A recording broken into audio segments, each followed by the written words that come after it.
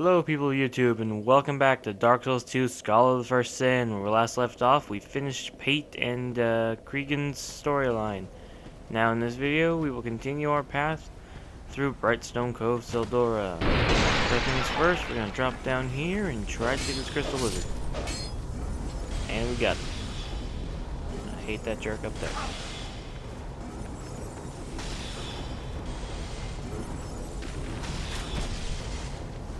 Partly why it pays to have a bow. Just shoot this bastard in the face a few times.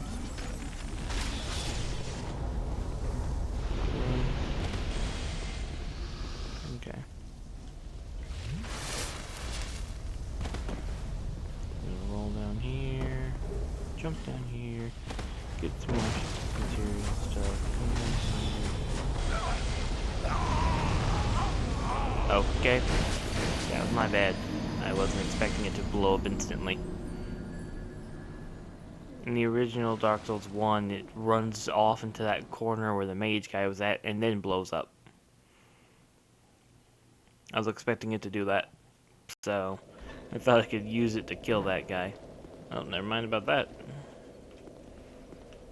And I guess I'll go down this path this time around.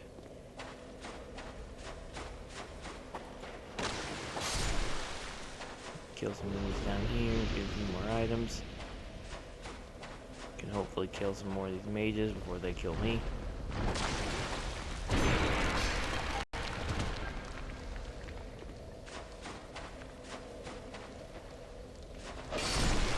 Spiders.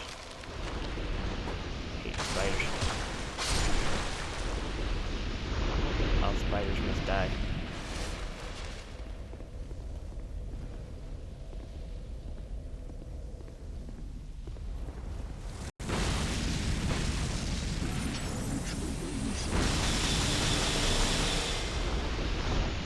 You completely missed.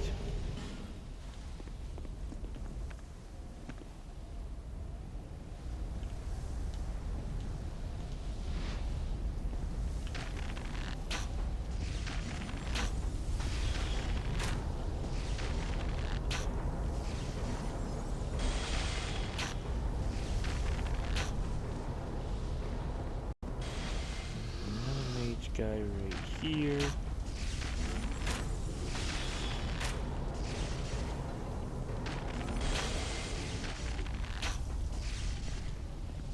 Boom. This is probably why I always carry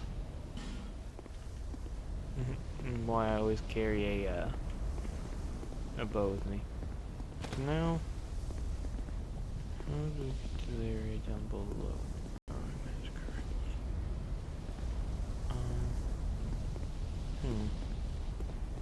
I actually don't remember how to get down there.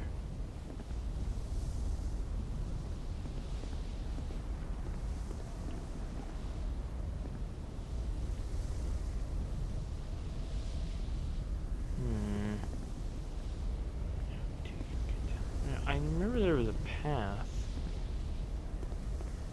Maybe I just need to go across here first. I mean, you see that area over there?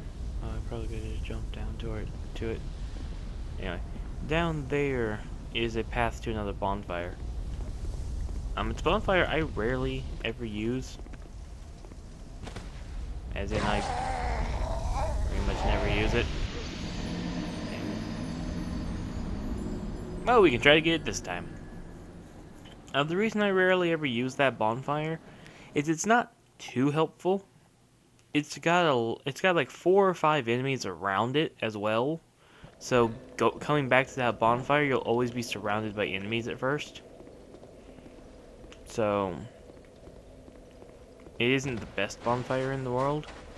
It's meant to be a shortcut for a certain person that if I can actually survive getting to the bottom this time, I can show you all.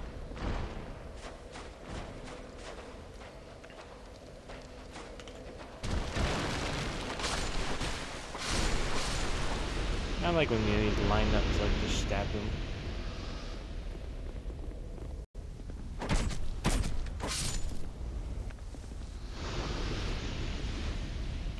bow. We'll shoot these people again. Mages out of the way.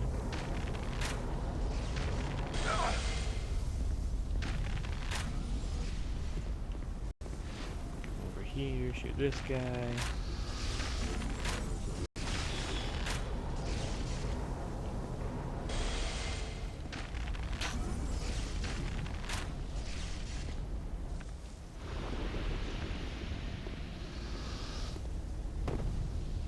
Here we go.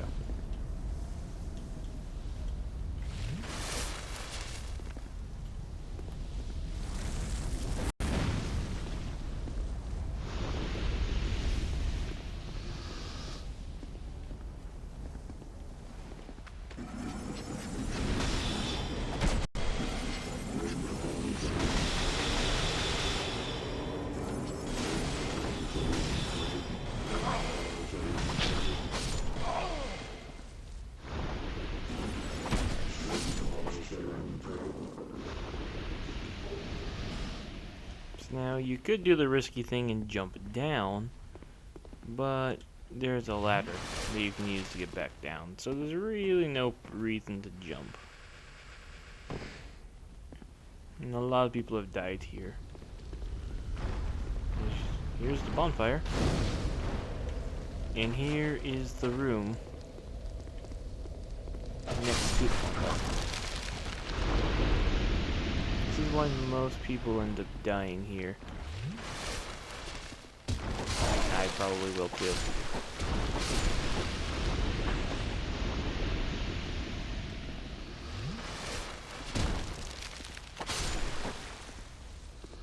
Huh, I survived. Lucky me. Yeah, all the spiders are on that wall, on that little tube type thing that you can jump down. Every last single one of them will jump down when you enter this room. So I'll rest the bonfire and walk out. And I'll draw all their aggro, which is why it's not a useful bonfire. It's like, yeah, you have a shortcut to a certain person, but you'll most likely die before you can get to the person.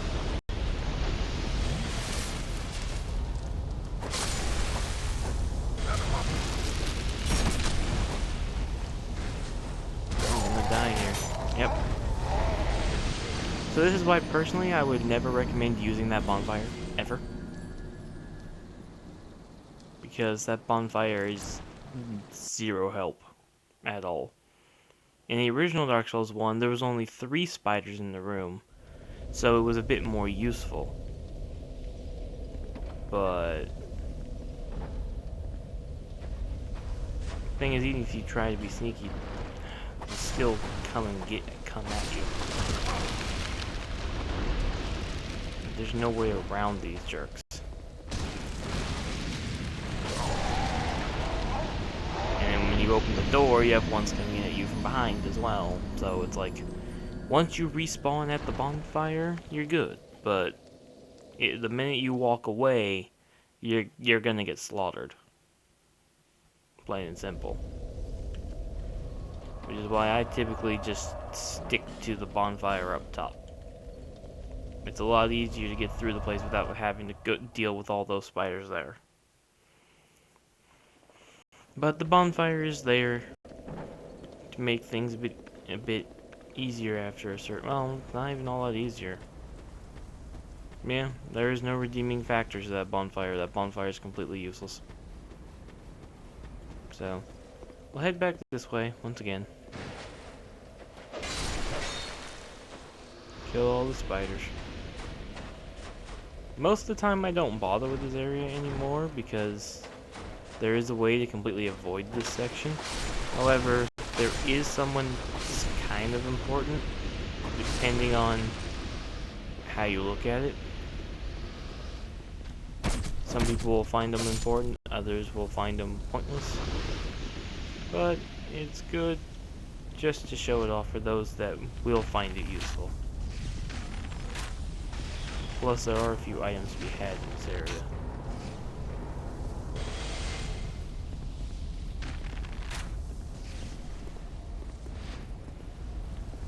just a matter of getting these drakes out of the way.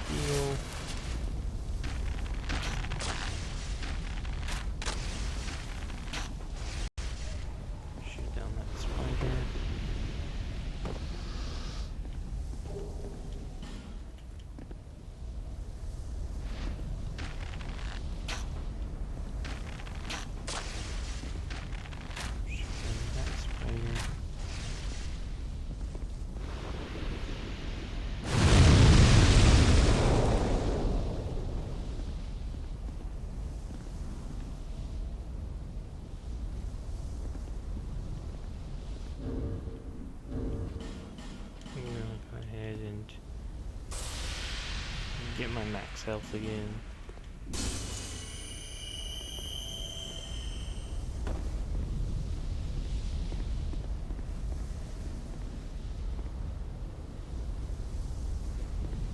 I was hoping the guy would have spawned by now. A lot easier if he would already spawn.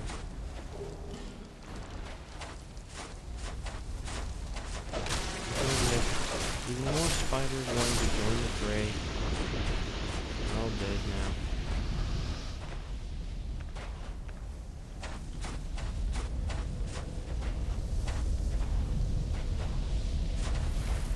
Fortunately, those spiders won't aggro.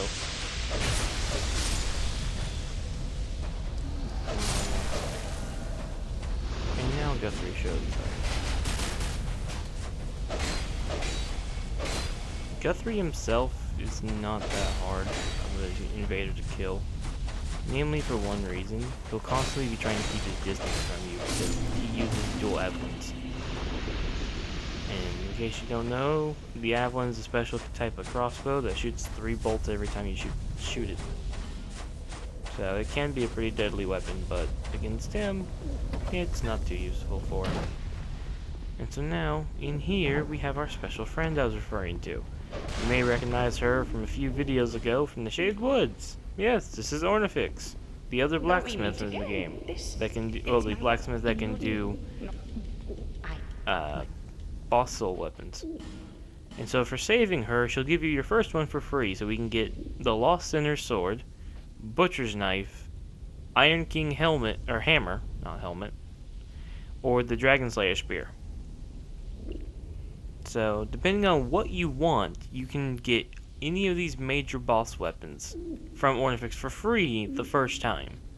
Afterwards, she'll charge you souls for them. So I'm going to go ahead and get me the Dragon Slayer spear.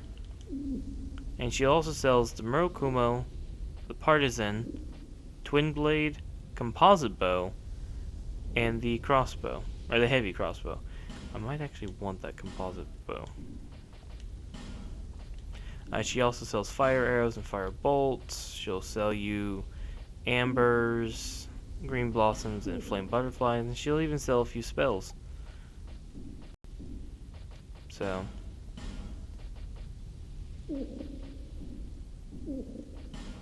she can also reinforce your equipment and repair it as well. So if your equipment's pretty broken, also almost. Do I have any soul items in my inventory? I've got several. Yeah. That's good enough. And now everybody, we have a fully upgraded sword now. Our sword is finally done being upgraded.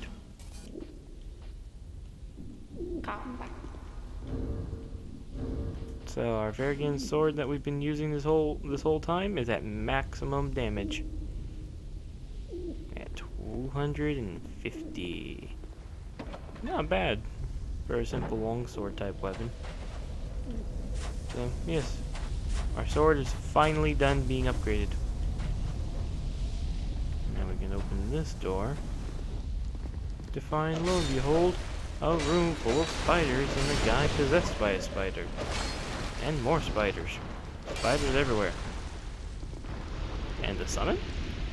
What the? Is that a player or an NPC? Bashful Ray. That's an NPC. Why is there an NPC summoned this far away from the boss? But there's a little hidden room back here. Oh wow, that's a rare drop off those spiders. So spiders can drop a lot of rare items, but it's a very low chance. So we get the Crescent Axe and Soul Vortex.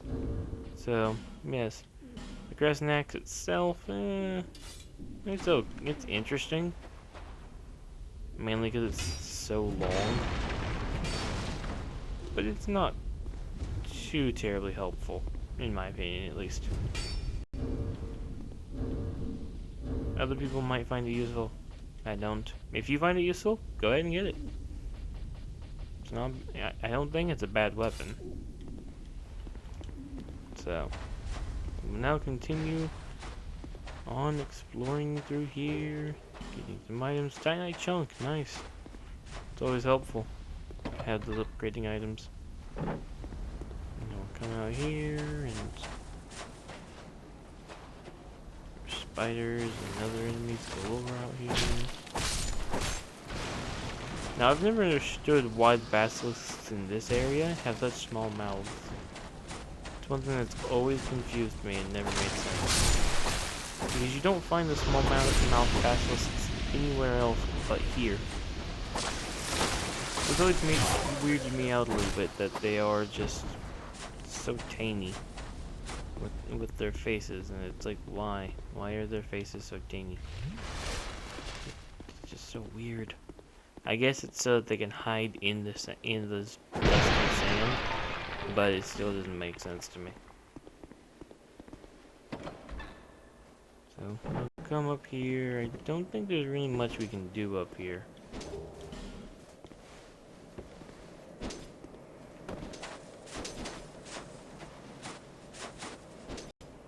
We have a lot of enemies down here. And now this door says it's too heavy to open.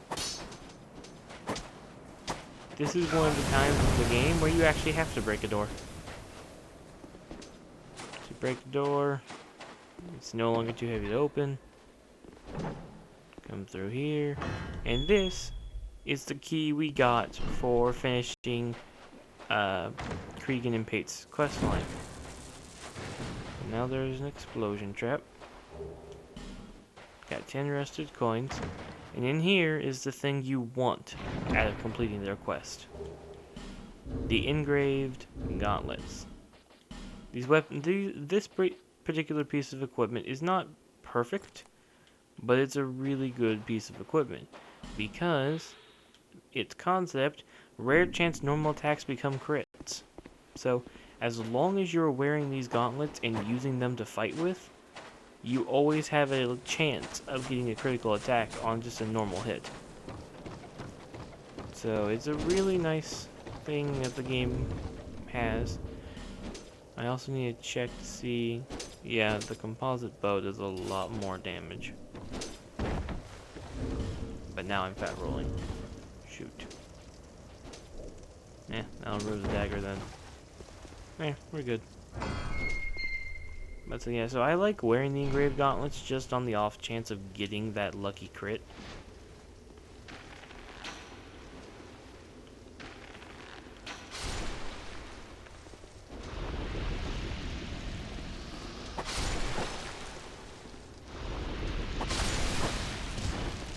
And we have another spiders galore room.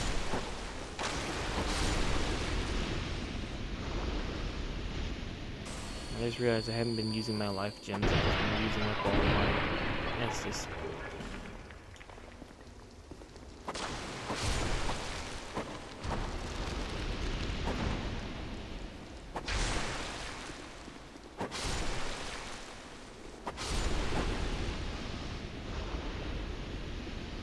It should be all of them. I will come over here. We'll open this door. We'll find this guy using an extremely rare, hard to get weapon A weapon that in of itself, though, is known for being rather pointless and worthless, despite how difficult it is to get. Because for those who might be curious, the pickaxe, the way you're meant to get it is there's way back at the camp where we summoned Benhart, there's a chance that you can get this small tiny pig that will actually follow you around. And you're supposed to lead the pig all the way to this room, with it staying alive so that it can come here to these truffles, these mushrooms here. And upon doing so, the pig will dig through them. The little piglet will dig through them, and it will dig up the pickaxe. However, you can also do it with the normal pigs as well, the big ones that are trying to kill you. You can lure those pigs down here. It's a lot of trouble, but you can lure them down here and bring them in here, and they'll do the same thing the little piglet will do. So, I'm gonna bring you, just because you can be a little helpful at times. Manhunter O'Hara. But so yeah. So, the pickaxe, from my understanding, is not a very good weapon. From everything I've heard, I've never gotten it myself, because I never really wanted to put in the effort just for a pickaxe. If it was something like some massively powerful, sword or something, maybe, but I didn't really have any interest in a pickaxe. Especially when a lot of players have stated that the pickaxe itself is not a very powerful weapon at all. It's not that useful. So, I guess it would really all be based on your build. If you want to make a build based on the pickaxe, it might be a lot more useful. But as it stands, there are better weapons you can get than the pickaxe that do basically the same thing. So, in a lot of ways, not getting the pickaxe is better than getting the pickaxe. Okay, so let's see how many spiders I can hit with my bow.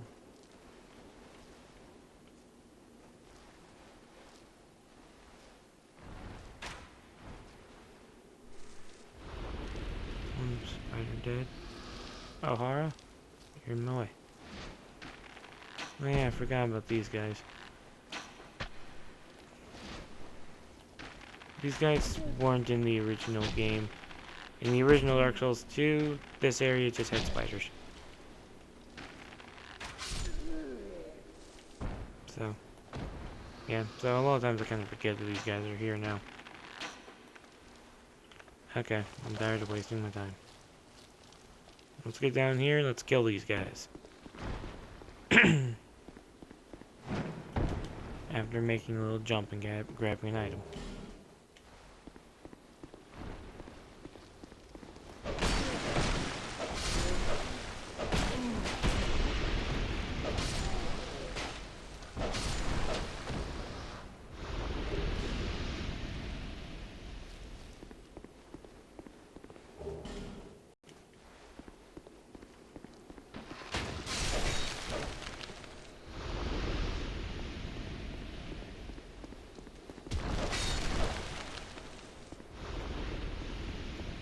So, that should be most of the enemies.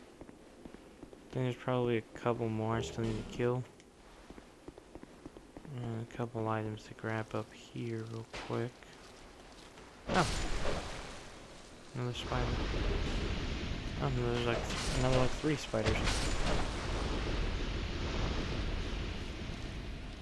Okay. Another thing to note that I didn't mention is that O'Hara was not in Dark Souls 1 or Dark Souls, the original Dark Souls 2 either. O'Hara is a Skull of the First Sin exclusive summon, I think. I'm not sure if they added the summons to these special summons in the standard Dark Souls 2.